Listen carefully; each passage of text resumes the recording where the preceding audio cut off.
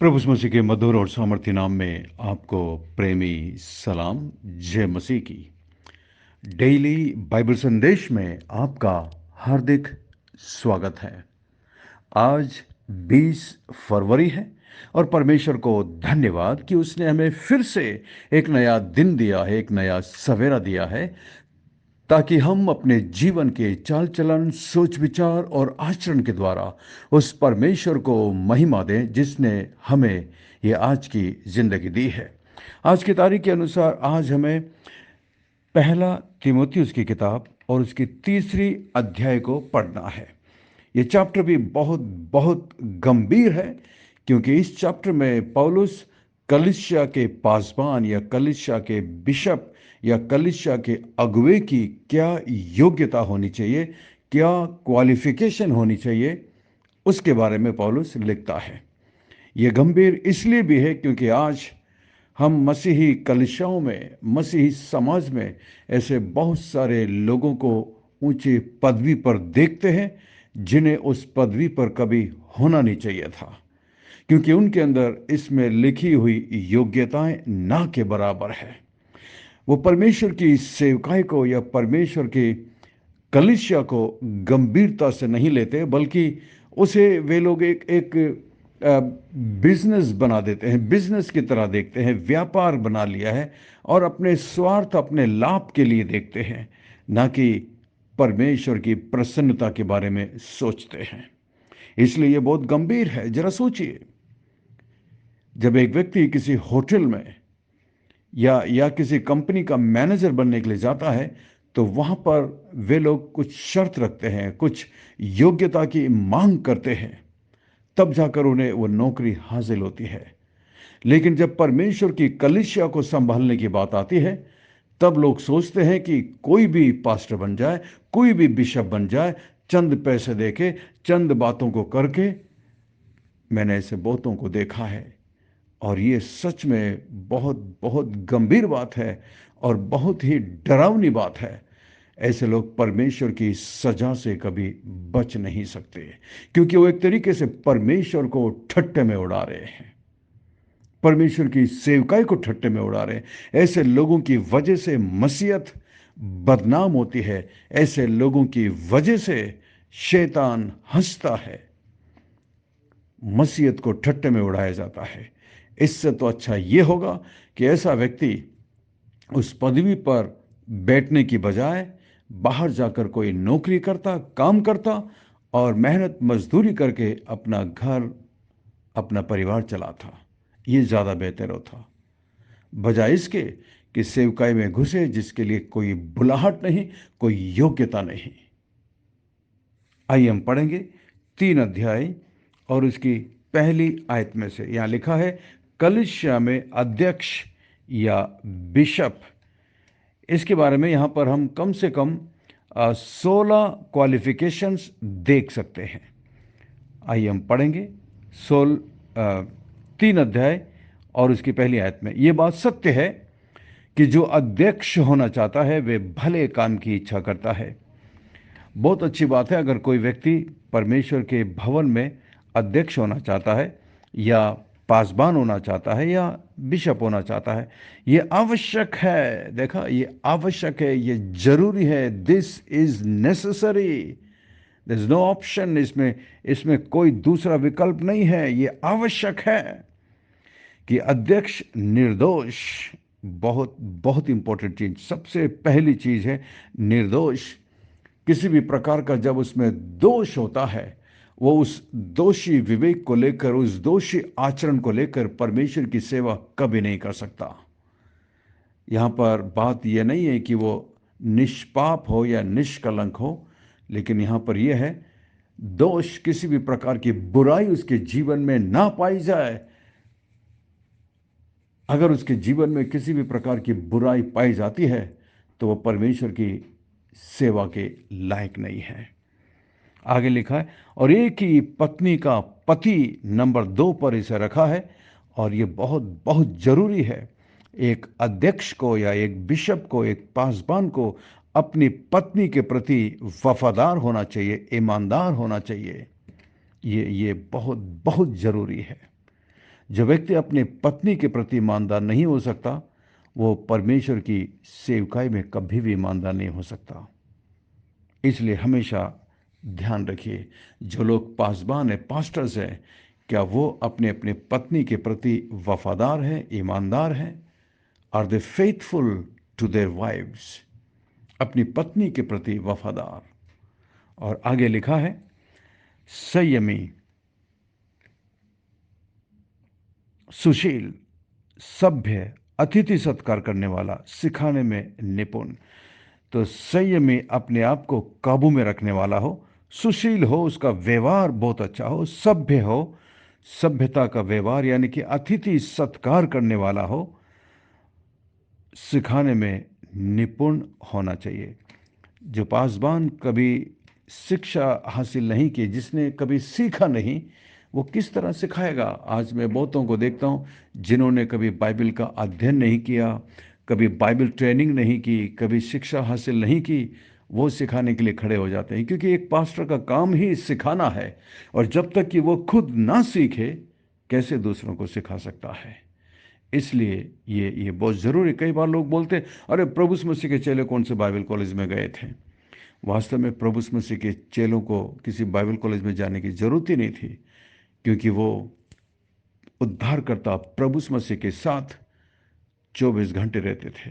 केवल 2-3 घंटे के लिए नहीं, केवल 6 घंटे के लिए क्लास अटेंड करके नहीं आते थे, बल्कि 24 घंटे उसके साथ रहते थे, उससे सुनते थे, उसको देखते थे, सीखते थे। और 3.5 साल उन्होंने प्रभु यीशु मसीह से शिक्षा हासिल की। उसके बाद प्रभु यीशु मसीह ने कहा, यरूशलेम में रुके रहना जब तक कि पवित्र आत्मा तुम्हें सामर्थ्य दे, पवित्र आत्मा तुम्हें इसके लिए बुलाहट से बुलाए और अपनी शक्ति सामर्थ्य से भरकर तुम्हें सेवा के लिए भेजे, तब तक आप यरूशलेम में ठहरे रहना। तो उन्होंने प्रभु यीशु मसीह से 3.5 साल शिक्षा हासिल की। उसके बाद प्रभु यीशु मसीह ने उन्हें सेवा के लिए भेजा। और आज भी ये जरूरी है।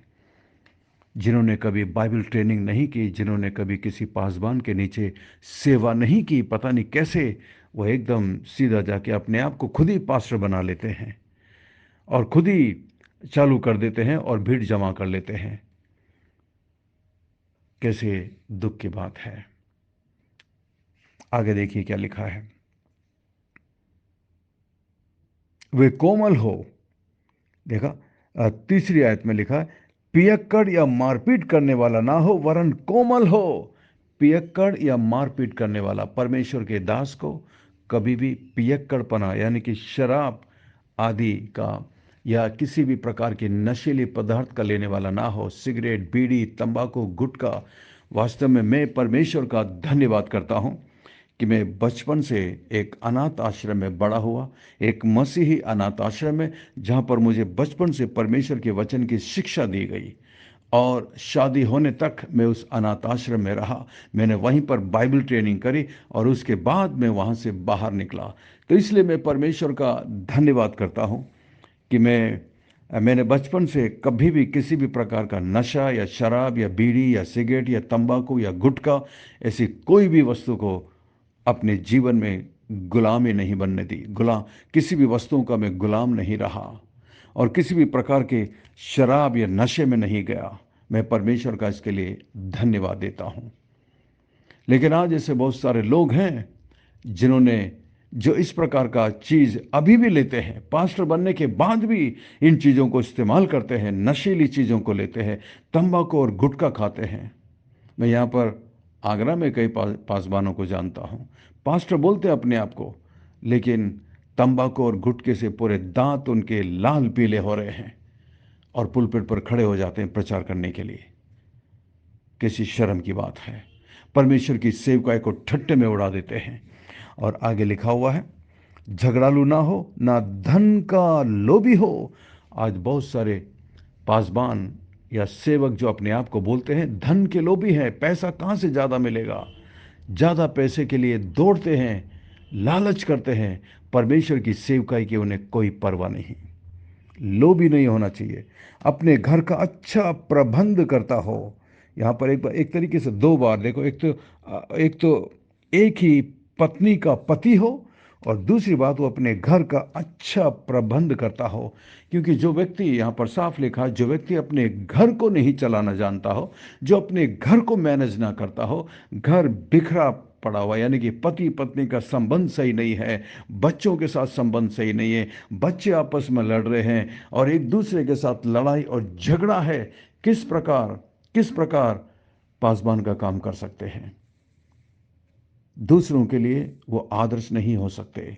हम पुलपिट पर खड़े होकर के सच्चाई का प्रचार करते हैं, प्रेम का प्रचार करते हैं, लेकिन हमारे ही परिवार में आपस में जब टूट फूट होती है, परिवार में एक दूसरे के साथ प्रेम नहीं है, किस तरह हम खड़े होकर के परमेश्वर का वचन का प्रचार कर सकते हैं? इसीलिए लिखा हुआ है, अपने परिवार का अच्छा प्रबंध करता हो और अपने बाल बच्चों को सारी गंभीरता से अधीन रखता हो। जब कोई अपने ही घर का प्रबंध करना ना जानता हो तो परमेश्वर की कलीसिया की रखवाली कैसे करेगा? एक सवाल है, कैसे करेगा? कभी नहीं कर सकता। लोग सोचते हैं, अरे कोई बात नहीं, ये परिवार नहीं चला पाया, परमेश्वर का घर कलीसिया को चला लेगा। ये कैसी मूर्खता की बात है। जो अपने परिवार को नहीं संभाल सकता, जो अपनी पत्नी को नहीं संभाल पा रहा है, जो अपने बच्चों को नहीं संभाल पा रहा है, जो अपने घर को मैनेज नहीं कर पा रहा है, किस तरह वो परमेश्वर की कलीसिया को चला पाएगा? और इस तरीके से शैतान हम पर हंसता है, शैतान टट्टों में उड़ाता है। इसलिए हम जो सेवक हैं विशेष करके, और हमें उन्हें जांचना है, जो सेवक हैं, अपने आप को सेवक बोलते हैं, पासबान बोलते हैं। यदि आप एक विश्वासी हैं, यदि आप एक चर्च में जाते हैं, तो आप अपने पास्टर को इन गुणों से जांचिए, इस क्वालिफिकेशन से जांचिए और परखिए। मैं ऐसे कई पासबान को जानता हूं जिनकी शादी नहीं हुई है और सेवा में आ गए हैं। लोग पता नहीं क्या क्या बहाने निकालते हैं। अरे जब यह साफ साफ बताया गया है कि परमेश्वर के दास की ये योग्यता होनी चाहिए, ये क्वालिफिकेशन होना चाहिए, फिर भी ना जाने कौन कौन से बहाने ढूंढ लेते हैं।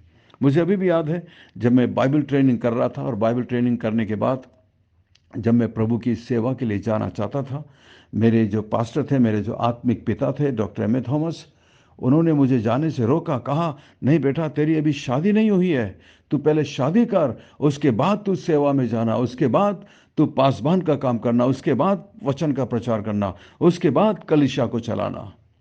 और उन्होंने मेरे लिए एक बहुत अच्छी लड़की का इंतज़ाम किया, उससे बातचीत की, जो एक अच्छी क्रिश्चियन थी, अच्छी मसीह थी, मेरे साथ बचपन से वो उस ऑर्फनेज में रहकर बड़ी हुई थी।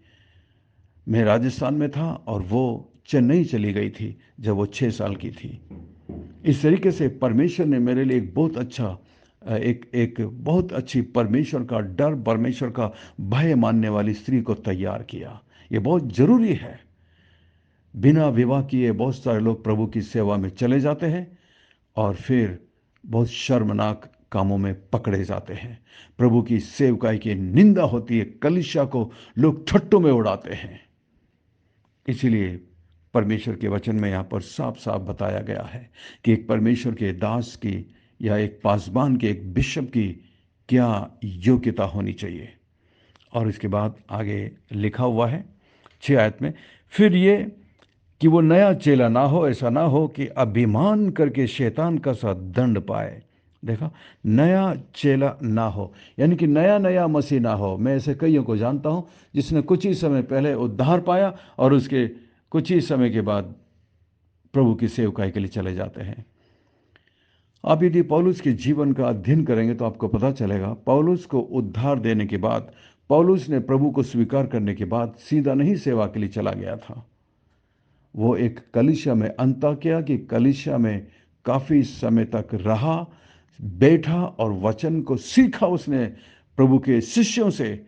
और उसके बाद पवित्र आत्मा ने उसे बुलाया कलीसिया में कि मेरे लिए शाऊल को और बरनबास को अलग करो। परमेश्वर की बुलाहट हुई, लेकिन बुलाहट होने तक वो एक कलीसिया में रहकर परमेश्वर के वचन को सीख रहे थे। आज सीखने की आदत बिल्कुल खत्म हो चुकी है। आज लोग सीखना चाहते ही नहीं है। वो सोचते हैं कि अरे हमें तो सब कुछ आता है। मुझे याद है, मैंने अपने हाई स्कूल के बाद जब प्रभु की बुलाहट हुई, और मैं बाइबल कॉलेज गया। 3 साल मैंने बाइबल ट्रेनिंग करी और उसके बाद ग्रेजुएशन के बाद मैं फील्ड में गया सेवकाई के लिए। करीब 3 साल मैं फरीदाबाद में था, वहाँ पर मैंने सेवकाई की। फिर आगरा में था, उसके बाद वापस मैं राजस्थान कोटा में गया। वहाँ पर बच्चों के बीच में प्रभु की सेवकाई की, बच्चों का पास्टर की तरह बच्चों के बीच में सेवा की। और उसके बाद जब मैं आगरा में सेवा के लिए दोबारा आना चाहता था, तब मेरी शादी हुई, शादी कराई गई। मेरे एक पास्टर ने मेरे लिए बहुत अच्छी लड़की को देखा और मैं प्रभु की सेवा के लिए आया। और प्रभु की सेवा के लिए भी जब मैं आगरा में आया, मैं एक पासबान के नीचे रहकर मैंने कई सालों तक सीखा, अध्ययन किया। और उसके बाद आज मैं प्रभु की सेवा कर रहा हूँ। काफ़ी समय तक मैं भी सीखता रहा। कई बड़े अच्छे पास्टर्स के अधीन में रहकर मैंने सेवा की। और इसलिए यहाँ पर पौलुस कहता है कि कोई भी नया चेला ना हो, नया व्यक्ति ना हो, उसे बहुत सीखने की ज़रूरत है, तजुर्बे की आवश्यकता है, प्रभु की बुलाहट की आवश्यकता है। ऐसा नहीं कि बस प्रभु के वचन को सुना, उद्धार पा लिया और अगले महीने सेवकाई के लिए चले गए। क्या करें, कुछ नौकरी नहीं थी। ये शर्म की बात है। जैसा कि साफ साफ लिखा हुआ 6 आयत में, फिर ये कि वो नया चेला ना हो, ऐसा ना हो। क्यों ना हो नया चेला? ऐसा ना हो कि अभिमान करके शैतान का सा दंड पाए। देखा, क्योंकि एक व्यक्ति के अंदर घमंड का आना स्वाभाविक है। एक व्यक्ति जो नया नया प्रभु में आया है, उसके अंदर कई बार शैतान घमंड को लेकर के आता है।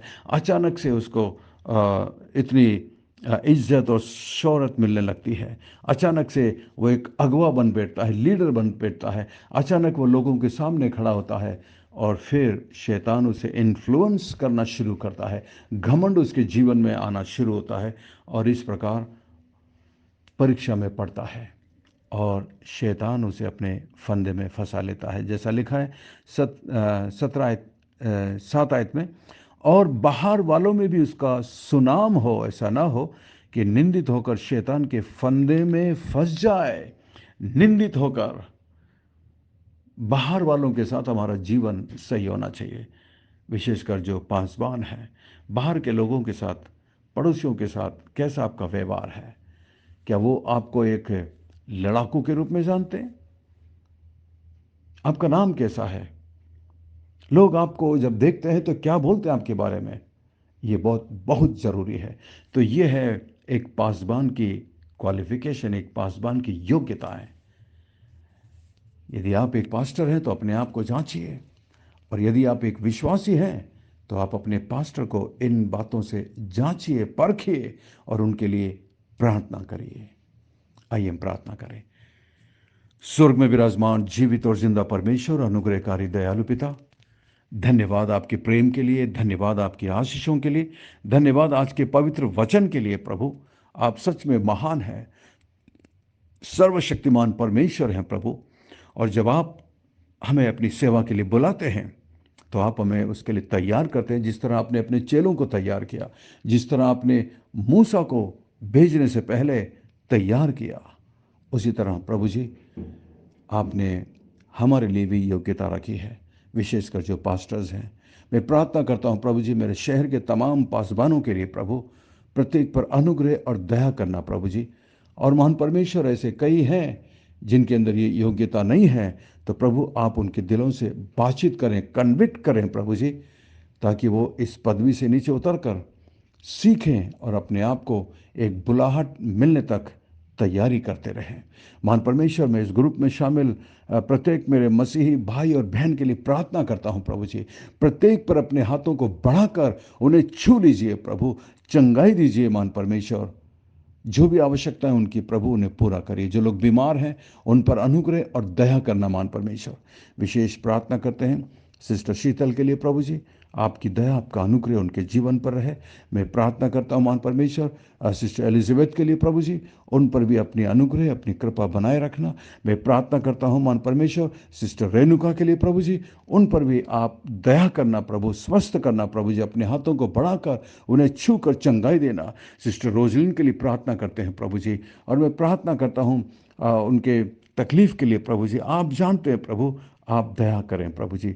और भी जो लोग बीमारी के बिस्तर पर हैं प्रभु, तकलीफ में, आप सब कुछ जानते हैं प्रभु जी।